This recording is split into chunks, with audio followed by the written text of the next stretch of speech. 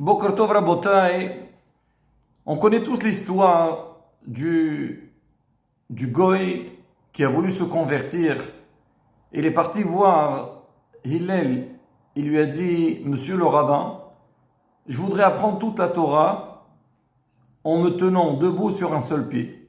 Quelque part, il veut en une seconde qu'on lui apprenne toute la Torah. On ne peut pas. Combien un homme il peut rester debout sur un seul pied? Hillel, il lui a dit, bien sûr, moi je peux t'apprendre. C'est ce que tu n'aimes pas qu'on te le fasse, ne le fais pas aux autres. Il a dit, ça c'est le principe à travers lequel tu peux accomplir et respecter toutes les règles de la Torah. Bien sûr, quand on entend ça, on est un peu surpris et dire quoi? Il n'y a que ça dans la Torah? En vérité, cette idée-là, on la voit aussi chez Rabbi Akiva. On dit Amar Rabbi Akiva, Amar Rabbi Akiva, ve'ahavta le'ra'acha kamocha, zeklal gadol b'Torah. Aimer son prochain, c'est un principe qui est très important dans la Torah. Maintenant, d'où il a sorti ça, Rabbi Akiva? On l'a vu dans la Torah, il y a quelques semaines, on a lu, c'est marqué Ve'ahavta le'ra'acha kamocha, ani Hashem. Et tu aimeras ton prochain comme toi-même, je suis Hashem. Et sur ça, Béhémet, il y a beaucoup qui posent la question, ils disent c'est quoi le lien? Tu aimeras ton prochain comme toi-même, je suis Hashem.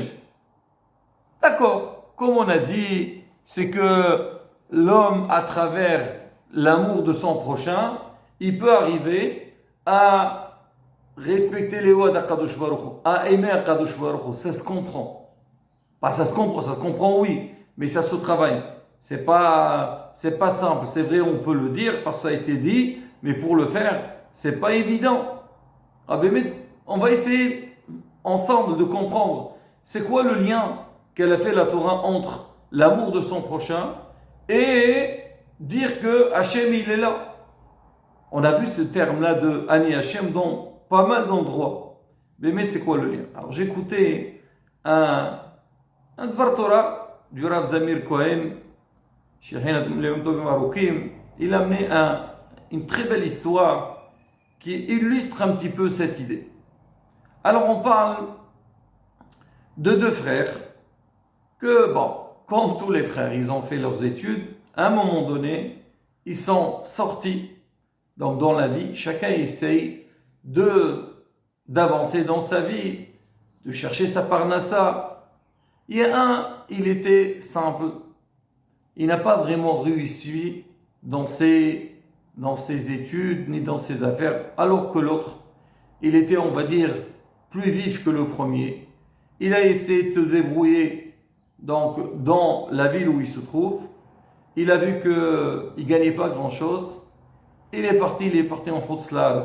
Il a changé de pays. Il a commencé à faire des affaires. Et Baruch Hashem, la réussite, elle était de son côté et il s'est vraiment enrichi avec le temps. Bien sûr, on sait, il gagne de l'argent, il va habiter dans un quartier donc riche, il s'est marié, tellement ce garçon-là, il était investi dans son travail, il a oublié même de contacter sa famille pour leur dire de venir se marier. Et donc, il a commencé à faire ses affaires. De l'autre côté, son frère, lui aussi, devait se marier. Son père, il n'a pas beaucoup les moyens.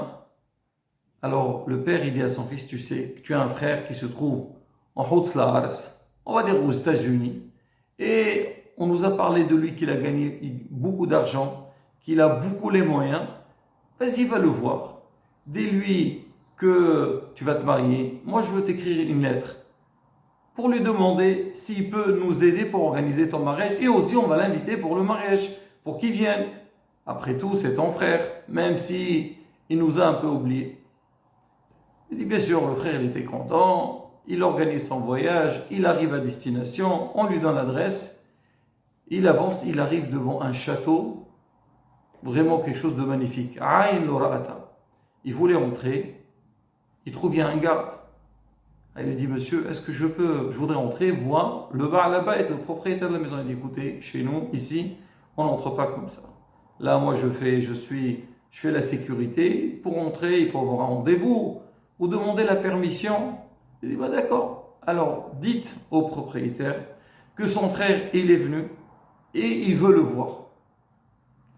Alors le gars il va, 5 minutes plus tard il sort, il dit donc au frère qui est venu, il lui dit, tu sais, je lui ai demandé et il m'a dit, il n'a pas de frère, il ne sait pas c'est qui cette personne, il n'est pas prêt à recevoir qui que ce soit. Le frère, il était déçu, il a fait tout ce voyage, il pensait qu'après ces longues années, son frère, il va l'accueillir avec joie et bien sûr, il va l'aider. Qu'est-ce qu'il a fait? Il a pris le chemin de retour, il est rentré chez lui à la maison, il raconte à son père. Son père, bon, on va dire, il s'est débrouillé à lui organiser une petite cérémonie pour se marier. Quelques mois plus tard, alors notre ami, donc le riche qui est aux États-Unis, alors comme on a dit, il s'est beaucoup développé dans les affaires et il a eu une très très grande opportunité pour vraiment faire ce qu'on appelle l'affaire de sa vie. Alors on sait très bien, pour des grosses affaires, alors il y a beaucoup de papiers et on veut beaucoup d'assurance. Alors le riche en question, il appelle son père, il lui dit bonjour papa, il lui dit écoutez papa, là vous savez que Baruch Hashem, j'ai avancé dans mes affaires, là j'ai une très grande opportunité, une très belle affaire qui s'est présentée, mais moi j'ai besoin des papiers, la première, donc je veux le dossier familial, le carnet de famille, une attestation, donc il y a une procédure à suivre. Le père, il entend son fils, il dit écoute mon fils, je te connais pas. Moi j'ai pas de fils. Je connais pas, j'ai jamais. C'est quoi papa? Vous avez oublié? Vous avez oublié, mais. Il dit écoute-moi mon fils, si ton frère c'est pas ton frère, alors ton papa c'est pas ton papa. Désolé, je peux rien faire pour toi. Et il raccroche le téléphone. Et malheureusement, donc ce riche-là, il a raté une très très belle affaire.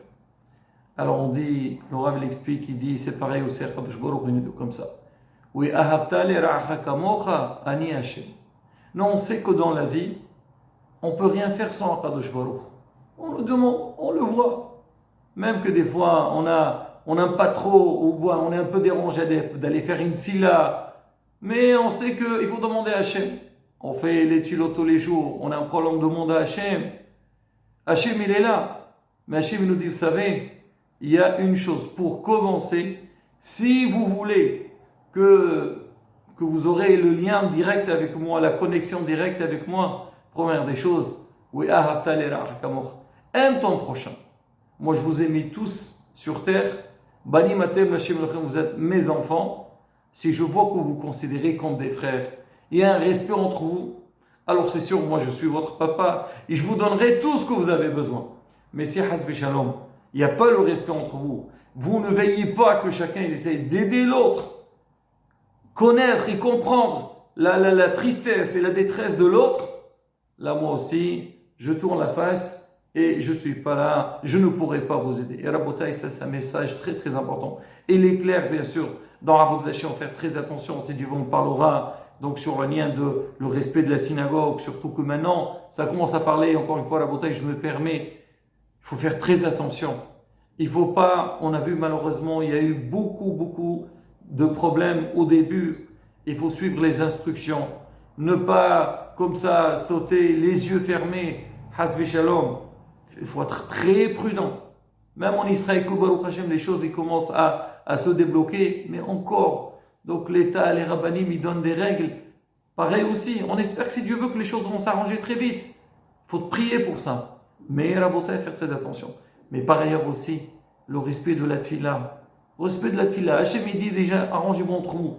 Mais aussi Hachem, il demande le strict minimum, qu'on essaie de le respecter. Surtout, on a entendu aujourd'hui, donc les messages des rabbanim, c'est qu'ils ont dit, une des raisons que ça nous a fermé, parce qu'on n'a pas respecté le téléphone à la synagogue. Et aussi, aujourd'hui, quand on prie à la maison, Rabotai, comme on dit, il faut vraiment faire une fila correcte. On a dit avec tout, mais il n'y a pas, on se met bien, s'habille bien, pas de téléphone, pas de télé. On se met vraiment, comme on dit, directement avec Akadosh Baruch Hu, Be'ezrat Hashem. Quand Hashem il voit les efforts qu'on fait, on verra des Yishuot, des Nehamot. Rabotai. Donc en deux mots, alors comme on a dit, le respect, Ben Adam la Havero, et bien sûr, donc se connecter avec Akadosh Baruch Hu, Hashem, Amen, Kerason.